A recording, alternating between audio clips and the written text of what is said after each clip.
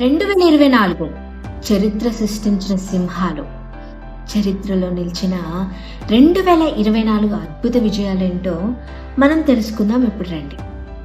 ముందుగా భారతదేశ ప్రధానమంత్రి అయిన నరేంద్ర దామోదర్ దాస్ మోదీజీ గారు అంతకుముందు పూర్వం 2001 నుంచి 2014 కాలంలో గుజరాత్ ముఖ్యమంత్రిగా కొనసాగారు. 2001లో కేశుభాయ్ పటేల్ ఉప ఎన్నికల్లో భారతీయ జనతా పార్టీ ఓటమికి నైతిక బాధ్యత వహిస్తూ రాజీనామా చేయడంతో నరేంద్ర మోదీకి అధికార పగ్గాలు లభించాయి. ఆ తర్వాత రాష్ట్రంలో మోదీ గారికి తిరిగే లేదు. 2012 శాసనసభ ఎన్నికల్లో విజయభేరి మోగించి వరుసగా 4 సార్లు గుజరాత్ ముఖ్యమంత్రిగా ఎన్నికయ్యారు.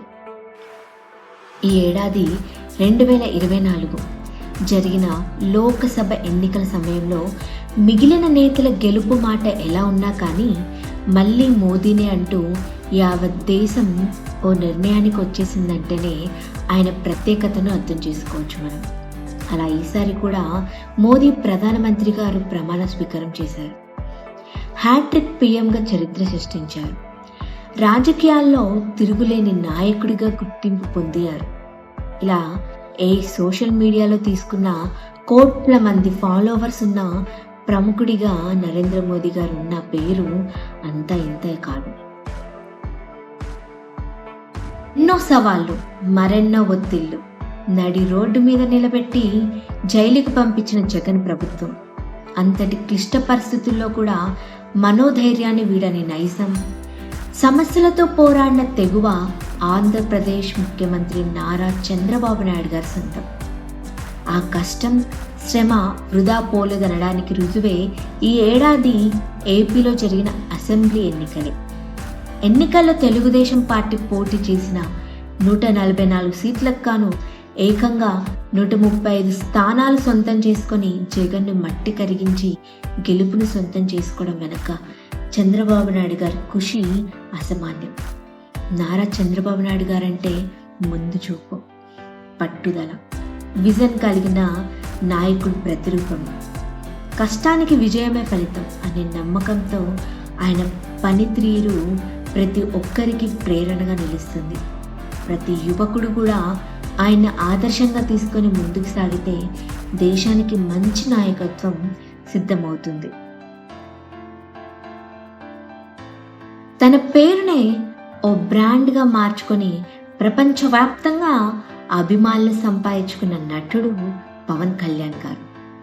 జనసేన పార్టీ అధినేతగా శ్రమించి తన పదునైన మాటలతో ప్రజల మనసును చూరుకున్న పవన్ కళ్యాణ్ గారు ఈ ఏడాది ఏపీలో జరిగిన అసెంబ్లీ ఎన్నికల్లో జనసేన పార్టీని 100% గెలిపించారు. ఉప ముఖ్యమంత్రి పీఠాన్ని అధిరోహించారు. అందుకే 2024లో గూగుల్లో ఎక్కువ మంది వెతికిన వ్యక్తుల్లో 5వ స్థానం సంపాదించుకున్నారు. పవన్ కళ్యాణ్ గారు అన్న పేరు ఒక శక్తి. పవర్ స్టార్ అని ఎందుకు పిలుస్తారో ఆయన జీవిత ప్రయాణం చెబుతుంది. స్వతంత్ర మరియు స్వాభిమానం ఆయన వ్యక్తిత్వానికి ఆద్యంతం. సినిమాల్లోనే కాకుండా రాజకీయాల్లో కూడా ఎంతో మంది యువతను మార్గదర్శకుగా నిలిచారు ఆయనకు కలల్ని నిజం చేసుకోవడమే కాదు, సమాజానికి స్ఫూర్తి అందించడం అనే లక్ష్యం ఉంది. జనసేన ద్వారా న్యాయం కోసం నిరంతరం పోరాడుతూ సామాన్యుల గుండెలో చోటు సంపాదించుకున్నారు. జీవితం అనేది సింహాసనం కాదు, సింహ గర్జన అనే మాట ఆయన ఆచరణలో చూపించారు. నిరుత్సాహపడకుండా పోరాడి నమ్మిన దానికోసం నిలబడడం పవన్ గారి నుండి నేర్చుకోవాల్సిన గొప్ప పాఠం. పవన్ కళ్యాణ్ గారంటే ఒక భావోద్వేగం, ఒక ఆత్మవిశ్వాసం, ఒక యోధుడు అని మనం చెప్పొచ్చు.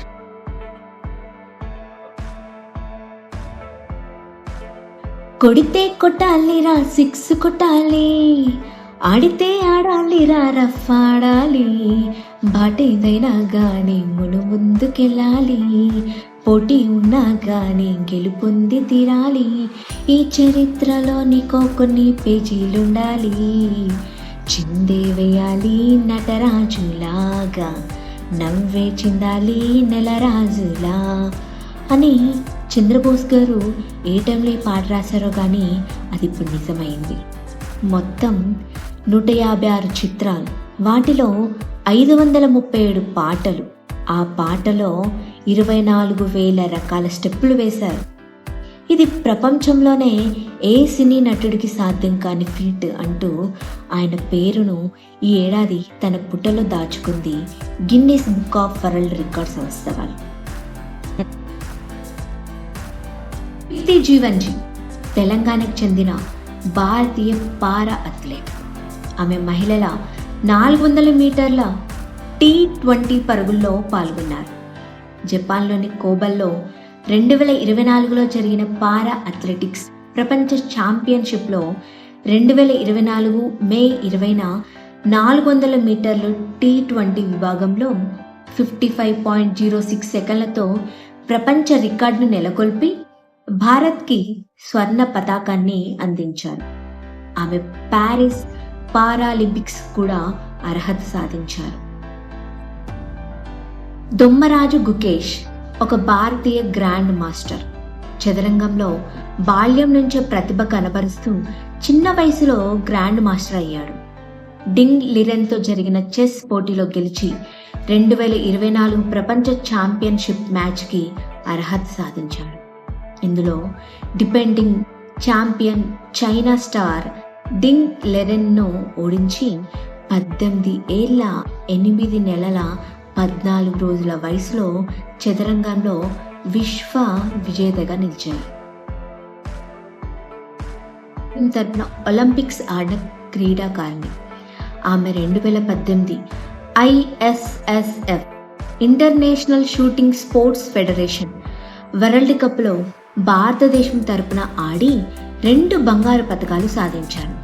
2018 కామన్వెల్త్ గేమ్స్లో మహిళల 10 మీటర్స్ ఎయిర్ పిస్టల్ షూటింగ్ విభాగంలో స్వర్ణం సాధించి అప్పటికి ఆమె వయసు కేవలం 16 ఏళ్ళు మాత్రమే. 2020లో భారత ప్రభుత్వం అర్జున అవార్డుతో మను బాకర్ని సత్కరించింది. మను బాకర్ 2024 ప్యారిస్ ఒలింపిక్స్లో మహిళల 10 మీటర్స్ ఎయిర్ పిస్టల్ ఈవెంట్లో కాంస్య పథకం సాధించి ఒలింపిక్స్లో షూటింగ్లో పథకం గెలుచుకున్న తొలి భారతీయ మహిళగా చరిత్ర సృష్టించారు.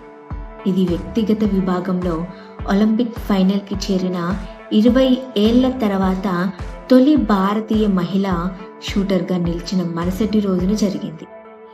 టోక్యో 2020 ఒలింపిక్స్లో అదే ఈవెంట్లో పిస్టల్ లోపం కారణంగా మను బాకర్ పథకం గెలిచే అవకాశాన్ని కోల్పోయారు.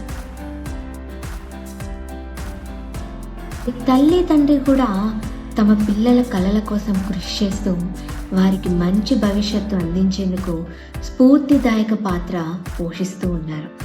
వారు చూపిన ప్రేమ, నమ్మకం మరియు సహనం ఏ కుటుంబానికైనా ఒక శక్తివంతమైన ప్రేరణ.